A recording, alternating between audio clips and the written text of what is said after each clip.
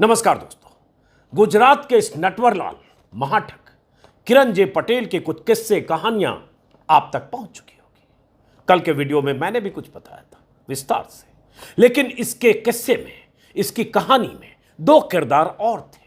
वो दो किरदार जो उस दिन श्रीनगर में 5 सितारा होटल में इसके साथ मौजूद थे जब इसे जम्मू कश्मीर में दबोचा गया था। और जब इसे दबोचा गया था तब ये जम्मू कश्मीर में सुरक्षा बलों के सुरक्षा घेरे में बुलेट प्रूफ गाड़ियों के काफिले के साथ घूमते हुए, सरकार की मेजबानी का आनंद लेते हुए, सरकारी खर्चे पर 5 सितारा होटल में रहते हुए तमाम तरह की डीलिंग कर रहा था।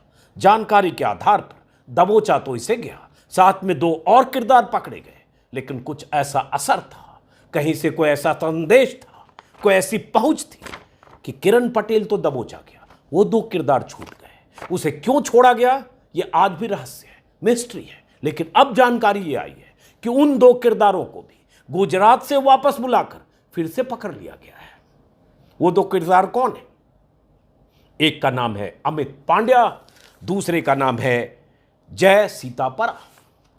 अब ये 2 किरदार अहम हैं और इसमें सबसे अहम है अमित पांड्या।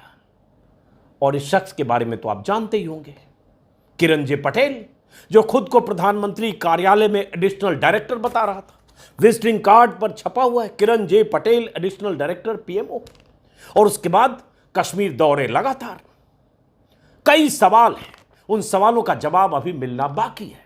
लेकिन फिलहाल उन 2 किरदारों की गिरफ्तारी, जिनको लेकर कहा गया कि उन्हें छोड़ा क्यों गया, अगर किरण पटेल के साथ वो 2 भी थे, महाठग के साथ 2 उसके राजदार, 2 साथी भी थे, वो छूटे कैसे? तो अमित पांड्या, जिसके पिता हितेश पांड्या वो शख्स हैं जिनका गुजरात के 5 मुख्यमंत्रियों से करीबी रिश्ता रहा है।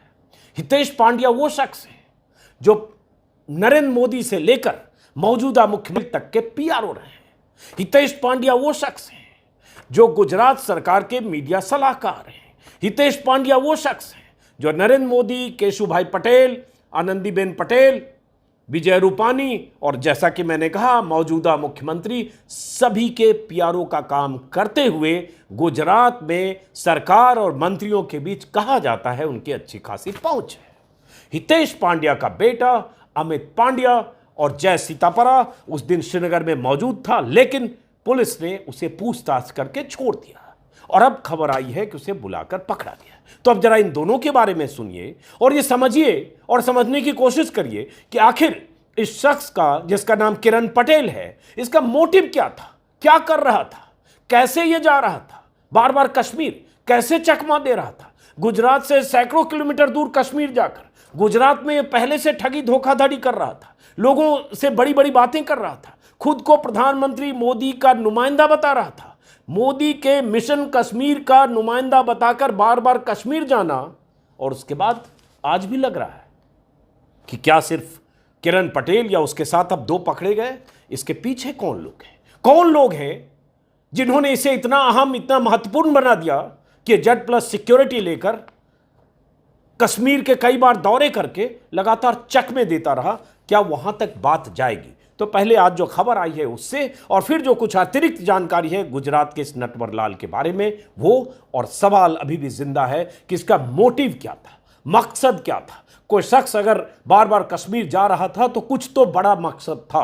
कहा जा रहा है वो जमीनों के सौदे कर रहा था, कहा जा रहा है वो कुछ कारोबारियों के लिए काम कर रहा था, कहा जा रहा है कश्मीर में सैकड़ों एकड़ की लैंड की डील कर रहा था, कहा जा रहा है कुछ बिजनेस अपॉर्चुनिटीज देख रहा था। क्या यही था या कोई और मकसद था? ऐसे कई सवाल हैं जिन सवालों का जवाब मिलना है। लेकिन क्या इन सवालों का जवाब मिलेगा क्या अगर इसकी गिरफ्तारी को भी कई दिन तक छिपाया गया और इसकी गिरफ्तारी के कई दिन बाद उन 2 किरदारों को पकड़ा गया जिन्हें उसी दिन नहीं छोड़ा जाना चाहिए था जिस दिन पकड़ा गया, 3 मार्च को। बहरहाल आज द हिंदू और भास्कर में विस्तार से जो खबर छपी है उसके कुछ हिस्से बताऊं और कुछ और जगह जो जानकारियां हैं वो, और साथ में उन सवालों का जवाब तलाशने की कोशिश करते हैं। जो अमित पांड्या है जिसका जिक्र हमने किया, अमित पांड्या होटल में पकड़ा गया, छूट गया और अब दोबारा गिरफ्तारी उसकी हुई है। उसके बारे में जो द हिंदू अखबार ने आज लिखा है उसके मुताबिक ये तो पता नहीं चल रहा है कि अमित पांड्या और जय सीतापरा को तब क्यों छोड़ा गया, लेकिन अमित पांड्या सीसीटीवी कैमरा और आईटी रिलेटेड प्रोडक्ट बेचने वाली कंपनी चलाता है। हितेश का बेटा है, ये उसकी खास पहचान है हितेश पांड्या की, जो गुजरात के मुख्यमंत्री नहीं, और 20-22 साल तक लगातार मुख्यमंत्रियों का कोई पीआरओ रहे तो कोई तो वजह होगी, कुछ तो उसमें खास योग्यता होगी, जिसमें नरेंद्र मोदी खुद भी शामिल है। बल्कि एक ट्विटर हैंडल है जिसका जिक्र कल मैंने वीडियो में किया था, जो द टेलीग्राफ ने कल छापा था, जो हितेश पांड्या नाम के शख्स का अनवेरिफाइड ट्विटर हैंडल है, जिसके टॉप पर हेडर पर प्रोफाइल पिक्चर के ऊपर जो मेन पिक्चर होती है उसमें हितेश पांड्या का नरेंद्र मोदी जैसे दिखने वाले एक शख्स के साथ तस्वीर है। यही टेलीग्राफ ने कल छापा था।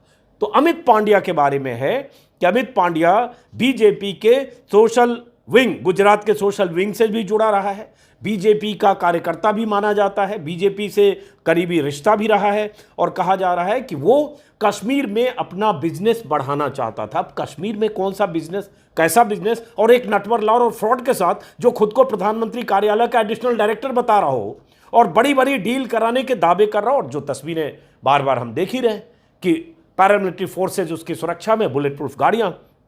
उसके बाद किरण पटेल के बारे में कुछ और जानकारी है, लेकिन उससे पहले जो जय सीतापरा नाम का शख्स जिसे पकड़ा गया है, जिसे पहली बार छोड़ दिया गया था, सौराष्ट्र का रहने वाला है, वो भी बीजेपी से जुड़ा है, बीजेपी का नेता है, स्थानीय नेता है, लेकिन उसके कनेक्शन बीजेपी में है, ऐसा भास्कर और हिंदू में भी खबर छपी है। वो भी किरण पटेल के साथ काम कर रहा था, बार बार नोट कराऊंगा, जिसे पहली बार छोड़ दिया गया था। किरण पटेल की खास बात क्या है, जो जानकारी आई है कि गुजरात के बहुत सारे लोगों से वो ठगी के लिए या नेम ड्रॉपिंग के जरिए या प्रधानमंत्री से अपनी नजदीकी बताकर, यहां तक कि G20 समिट के लिए भी वो खुद को कोऑर्डिनेटर बताता था या उसकी भी मीटिंग लेता था, ऐसी भी जानकारियां आ रही। और ये सब गोरख धंधा होता रहा, पकड़ा गया जम्मू कश्मीर में।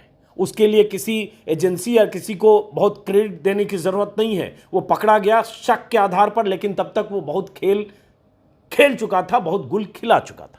किरण पटेल के पास ऐसी सीरीज का मोबाइल नंबर मिला है, जो सीरीज गुजरात के मंत्री और टॉप ब्यूरोक्रेट इस्तेमाल करते हैं। द हिंदू में छपा है। पुलिस अधिकारी भी हैरान है कि इस नटवरलाल को कैसे वीआईपी सीरीज का नंबर मिल गया।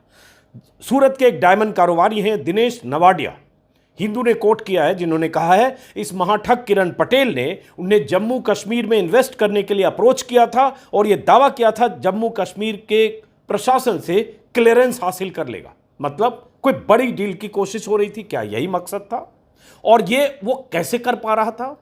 और ये सवाल तो अभी भी है कि जेड प्लस सिक्योरिटी हासिल करते हुए, डंके की चोट पर चलते हुए, और 5 सितारा होटल का फ्री इंतजाम सरकार की तरफ से, और अपने ही ट्विटर पर वो सारे वीडियो, सारी तस्वीरें पोस्ट भी कर रहा था। तो कुछ छुपा हुआ नहीं था, कुछ छिपा कर नहीं कर रहा था, जो कर रहा था वो डंके की चोट पर कर रहा था। इसी में द हिंदू में है कि दिनेश नवाडिया नाम के, जो दिनेश नवाडिया सूरत के कारोबारी हैं, उन्होंने ये भी बताया, इसी समझिए क्या धौंस और क्या हनक थी उसकी, कि जम्मू कश्मीर के एक 5 सितारा होटल में जब किरण पटेल उनसे मिलने आया था तो पूरा होटल स्टाफ उसके सामने ऐसा लगा स्टैंड अप हो गया, बिछ गया। यहां तक कि होटल का मैनेजर उसे खुद रिसीव करने होटल के एंट्रेंस तक गया। मतलब यह शख्स अपनी इतनी हनक रखता था कि 5 सितारा होटल का मैनेजर रिसीव करने जाए जैसे कोई वीवीआईपी आया हो। तो इतना कुछ हो रहा था। और जम्मू कश्मीर जैसी जगह में जहां इंटेलिजेंस है, कई तरह की एजेंसी है, आईबी है, आर्मी इंटेलिजेंस है, पुलिस की इंटेलिजेंस है, एलआईयू है, सब कुछ होते हुए, और उसके बाद वो बार बार जम्मू कश्मीर के दौरे कर रहा था। इसी में है कि दिनेश नवाडिया ने को इसके बाद शक हुआ, इसने बड़ी डील का भरोसा दिया था। उसके बाद उन्होंने इसके जरिए कोई डील की बात नहीं की। कहा यह भी जा रहा है कि इस महाठग के साथ कश्मीर दौरों के दौरान राजस्थान निवासी कोई शख्स भी होता था जो आरएसएस से जुड़ा है। अब उस शख्स के बारे में जानकारी अभी विस्तृत तौर पर नाम के साथ नहीं आई है कि उसका क्या रिश्ता रहा। तो किरण पटेल डीप रूटेड था, ये तो पता चल रहा है, नहीं तो इतनी आसानी से इतने लंबे वक्त तक कोई नहीं चल सकता है। उसका धंधा गोरख धंधा नहीं चल सकता है, जो ये भी दावा कर दे नेम ड्रॉपिंग के साथ ही सही कि मणिनगर से मोदी जी जीते थे, उसमें भी मेरी भूमिका थी। चाय पे चर्चा का जो कॉन्सेप्ट था 2014 के पहले, वो भी मेरा ब्रेन चाइल्ड, ये सब वो कहता रहा है। वो ठेके दिलवाना, ट्रांसफर पोस्टिंग करना और बहुत तरह के धंधे में हिस्सेदारी की बात वो लोगों से करते हुए और लोगों के संपर्क में रहता था। किरण पटेल के बारे में हिंदू नहीं लिखा है, किरण पटेल गुजरात में लोगों को ठगने, ऊंची पहुंच की धौंस में रखकर काम कराने और ट्रांसफर पोस्टिंग के धंधे में शामिल था। अधिकारियों और मंत्रियों से उसके रिश्ते थे और ये तो लगातार आ रही है कि बीजेपी नेताओं से उसके रिश्ते थे। एक तस्वीर कल भी मैंने दिखाई थी और ऐसी बहुत सारी तस्वीरें हैं जिससे लगता है, चूंकि वो मॉडिफाइड खुद को कहता था, आई एम मॉडिफाइड, और मोदी की पार्टी मतलब बीजेपी के प्रचार के लिए या बीजेपी के लिए या मोदी जी के लिए तमाम तरह की तस्वीरें वो पोस्ट करता था, जिससे खुद को बताता था कि मैं मोदी जी का नुमाइंदा हूं, स्पेशल रिप्रेजेंटेटिव और प्राइम मिनिस्टर मोदी। और इस दम पर ये कहकर रूस तक की विजिट कर रहा था। बड़ा सुन के मैं जब कल परसों मुझे पता चला कि रूस इसलिए गया था कि भारत की मिलिट्री पोजीशंस या भारत की मिलिट्री पॉलिसी, कूटनीतिक पॉलिसी का मुआयना कर सके और रूस और यूक्रेन वार के बीच कुछ ऑब्जर्व कर सके और रिपोर्ट प्रधानमंत्री को दे सके। ऐसा नेम ड्रॉपिंग के साथ ऐसी कहानियां भी सुनाता था। बहरहाल बात देर से पता चली, लेकिन जब पता चली है तो ऊपर कौन लोग थे, कौन वो पावरफुल रसूखदार लोग थे, क्या वहां तक जांच जाएगी और बात आएगी। आज दैनिक भास्कर में जो गुजरात के देवेंद्र भटनागर जो स्थानीय संपादक हैं, इनके हवाले से भी कल मैं खबर दिखाई थी, जिसमें कल उन्होंने लिखा था कि कश्मीर में बगान सौदों की तैयारी में था महाठग और दिल्ली से लेकर गांधीनगर तक के 5 रसूखदारों के लिए काम करता था। कल दिखाया था, लेकिन आज उन्होंने ये खबर लिखी है, गुजरात सीएमओ के पीआरओ का बेटा और भाजपा नेता गिरफ्तार, महाठग किरण पटेल के मददगार रेडार पर। और इसमें उन्होंने लिखा है कि अमित कश्मीर में बिजनेस को विस्तार देना चाहता था। एक अन्य आदमी त्रिलोक सिंह से भी पूछताछ चल रही है, उसे भी गिरफ्तार किया जा सकता है। और जम्मू कश्मीर पुलिस किरण पटेल के 6 महीने के रिकॉर्ड को खंगाल रही है। बताया जा रहा है गुजरात के कुछ आईएएस अफसरों और प्रभावशाली लोगों की भूमिका की भी जांच की जाएगी। उसके बाद अहमदाबाद में 29 जनवरी को हयात रिजेंसी होटल में, सुनिएगा, हयात रिजेंसी होटल में किरण पटेल ने G20 समिट से जुड़ी मीटिंग बुलाई थी। G20 की मीटिंग भी ये नटवरलाल फ्रॉड गुजरात में अहमदाबाद में 5 सितारा होटल में बुला रहा है और लोग उस मीटिंग में शामिल होने जा रहे हैं। कहां अक्ल घास चढ़ने चली गई। ये मूर्ख लोग भी एक बार दिमाग लगाएगा विजिटिंग कार्ड देखकर कि आदमी पीएमओ का एडिशनल डायरेक्टर बता रहा है, अधिकारियों और सबसे मिल रहा है। कहाँ था दिमाग लोगों का। तो वहां भी गया, मीटिंग बुलाई जिसमें कुछ अफसर शामिल भी हो गए। बताइए, ये 29 जनवरी को। गिरफ्तारी कब होती है? 3 मार्च को। मतलब उसके बाद भी ये धंधे में लगा रहा। उसमें है कि इसमें 2 रिटायर्ड आईएएस अफसर थे, एक फार्मा कंपनी के चीफ कॉर्पोरेट अधिकारी थे और सूरत की डायमंड इंडस्ट्री से जुड़ा एक व्यक्ति शामिल था। कश्मीर पुलिस के वरिष्ठ अफसर ने बताया कि जम्मू कश्मीर के कुछ नेताओं और पुलिस अफसरों की भूमिका की जांच हो रही है। बार बार कहूंगा, इसका मोटिव अभी नहीं पता चला है। क्या मोटिव इतना ही था कि सेब का बागान खरीद रहा था या खरीदवाना चाहता था? क्या मोटिव इतना ही था कि ये दूसरों के लिए लैंड डील करने गया था? क्या मोटिव इतना ही था कि कुछ ऐसे लोग, अमित पांड्या जैसे लोगों के लिए बिजनेस अपॉर्चुनिटी देख रहा था, या कुछ और बात है? यह समझने की जरूरत है। अगर इतना ही मोटिव था तो उसे इतनी सुविधाएं किसके कहने पर कैसे मुहैया हो रही थी, जो सुविधा सिर्फ कैबिनेट मिनिस्टर और मुख्यमंत्रियों को मिलती है।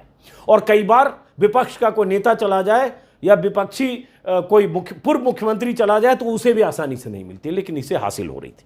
भास्कर में ही छापा है कि कश्मीर में किरण को सुरक्षा देने वाले 2 अफसरों से पूछताछ। पुलवामा के डेवलपमेंट कमिश्नर वसीर उल हक चौधरी से सुरक्षा बल पूछताछ कर रहे हैं। चौधरी ने ही किरण पटेल को वीआईपी प्रोटोकॉल दिलाने में भूमिका निभाई थी। गौर से सुनिएगा, पुलवामा के डेवलपमेंट कमिश्नर वसीर उल हक चौधरी से सुरक्षा बल पूछताछ कर रहे हैं। चौधरी ने ही किरण पटेल को वीआईपी प्रोटोकॉल दिलाने में भूमिका निभाई थी। चौधरी की सिफारिश पर पटेल को Z+ सुरक्षा मिली थी। सिक्योरिटी विंग के एसएसपी जुल्फिकार से भी पूछताछ चल रही है। जुल्फिकार पर आरोप है कि डीजीपी और चीफ सिक्योरिटी ऑफिसर से मंजूरी के बगैर पटेल को सुरक्षा दे दी। और बार बार कहूंगा, सुरक्षा ऐसे नहीं थी वाई कैटेगरी की सुरक्षा या 2 पुलिस वाले चल रहे हैं। सुरक्षा थी Z+ with bullet proof car, with 2-3 escort cars. तो समझ लीजिए। उसके बाद यह भी जानकारी मिल रही है, इसी में एक खबर इंटरेस्टिंग है। भास्कर ने लिखा है, श्रीनगर के जज बोले मुझे तो आज तक नहीं मिली सुरक्षा।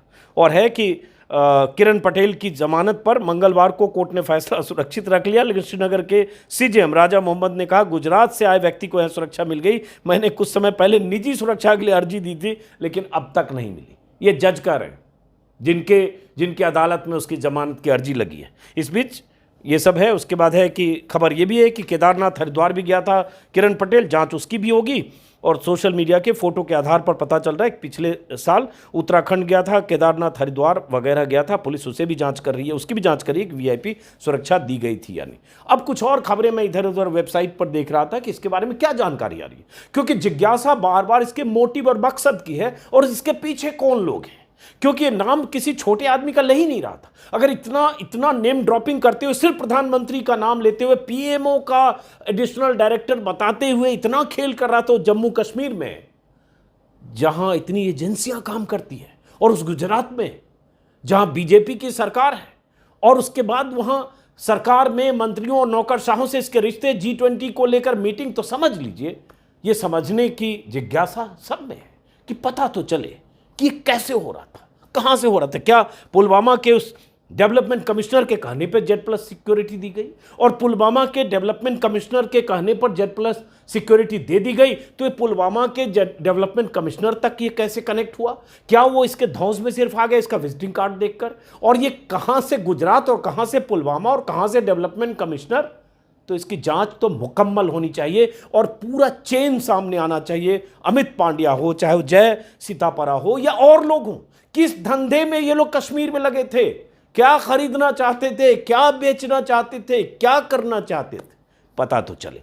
खबरें और भी है जिसमें मैं देख रहा हूं, जनसत्ता ने, कई अखबारों के हवाले से जनसत्ता ने खबर छापी थी, जिसमें इंडिया टुडे के मुताबिक उसी किरण पटेल को बीजेपी का नेता माना जाता था, बीजेपी कार्यालय में दिखते थे। गुजरात समाचार ने इसके फ्रॉड एक्टिविटी की और भी खबरें छापी है कि कैसे ये लोगों को बड़े बड़े नाम बताकर, नेम ड्रॉपिंग करके ठगने का काम करता था। इसी में है कि किरण पटेल और उसके भाई मनीष पटेल, मीठा भाई परमार कोई थे स्वामीनारायण मंदिर के, उनकी कार 16 लाख, उनकी 16 कार ले गए हर महीना किराया देने की बात करके, और किराया देने में मना करने लगे।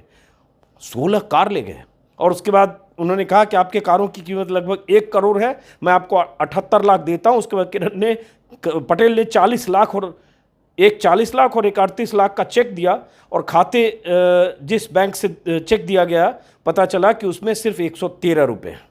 तो समझ लीजिए इस तरह का ये फ्रॉड था। एक और खबर देख रहा हूँ अमर उजाला में, जिसमें है कि पीएमओ का अफसर बनकर उत्तराखंड में भी घुमा किरण पटेल, कई जगह वीवीआईपी सुविधाओं का लुत्फ उठाया। इसमें है किरण पटेल ने उत्तराखंड में सरकारी सुविधाओं पर केदारनाथ धाम की हेलीकॉप्टर यात्रा की थी। बड़ा नटवर लाल है, लेकिन इससे ज़्यादा तो मुझे हैरानी हो रही है मूर्खता पर उस पूरे सिस्टम की, जो सिस्टम एक नटवर लाल को समझ नहीं पाया, और उसके बाद उसका सिर्फ विजिटिंग कार्ड देखकर उसके साथ मतलब उसके सामने नतमस्तक होता रहा। अरे कोई आई कार्ड देखता है, वेरीफाई करता है, पता करता है, टुच्चा सा आदमी, और उसके बाद वो सबको उत्तराखंड से लेकर गुजरात तक, गुजरात से लेकर कश्मीर तक सबको क्या बनाता रहा, समझ लीजिए। तो इसी में है कि ADG law and order V Murugesan का कहना है कि ट्विटर पर अपलोड फोटो और लोकेशन के आधार पर जांच कराई जाएगी, और फर्जी तरीके से सुविधाएं ली तो कार्रवाई होगी। तो ऐसी खबरें लगातार छिटपुट आ रही है, लेकिन गृह मंत्री के तौर पर अमित शाह और उनके मंत्रालय की जिम्मेदारी है, क्योंकि उसने अपनी तस्वीर अमित शाह के साथ भी पोस्ट की थी। वो तस्वीर अभी भी है, मैंने कल भी दिखाई थी। कहीं अमित शाह के पास बैठकर, पहुंचकर, जैसे भी उसने तस्वीर खिंचाई। और मैं बार बार कहूंगा, तस्वीर खिंचाने से कोई रिश्ता नहीं होता है। कोई भी पॉलिटिकल लीडर है, कोई किसी के पास पहुंच सकता है किसी भी सार्वजनिक समारोह में, लेकिन वो पहुंच तो गया, और उसके बाद पकड़ा तो ऐसे गया। तो गृह मंत्रालय की जिम्मेदारी है कि पूरे मामले की मुकम्मल जांच हो और खुलासा हो उसके पूरे कनेक्शन की, और एक साथ पूरे चेन में जितने लोग थे उन सब के खिलाफ सख्त कार्रवाई हो, क्योंकि कश्मीर एक सेंसिटिव एरिया है, और कश्मीर में उन इलाकों में भी ये गया जो LOC के पास हैं, चाहे वो बडगांव हो या बारामूला हो। एडवांस पोस्ट पर भी गया, सेंसिटिव एरिया में भी गया, ऐसी जगहों पर भी गया जहां बिना अनुमति के नहीं जा सकते। तो फिर उम्मीद है कि जांच से कुछ पता चलेगा, और जांच की आंच उन तक भी पहुंचेगी जो कहीं सत्ता के जो तंत्र हैं उससे जुड़े हुए हैं, या कहीं उन तक भी पहुंचेगी जिन लोगों ने इसे संरक्षण दिया, इसे यहां तक पहुंचने दिया कि एक टुटपुंजिया ठग, महाठग बनकर सरकार को सरकार की आंखों में धूल झोंकते हुए तमाम तरह की हरकतें करते हुए गुल खिलाता रहा। फिलहाल इस वीडियो को खत्म करते हैं दोस्तों। उम्मीद है कि इसके मकसद का पता चलेगा। मेरी दिलचस्पी इसके मकसद में है और यह जानने में कि ये इतना धोखा देते हुए, आंखों में धूल झोंकते हुए किसके दम पर इतने दिनों तक ये सब करता रहा। इस वीडियो को खत्म करने से पहले एक अपील कि अगर आपने मेरा YouTube चैनल सब्सक्राइब नहीं किया तो सब्सक्राइब जरूर करें। सिर्फ देखकर मत कटें और उसके बाद कर सकते हैं तो ज्वाइन करें। नमस्कार।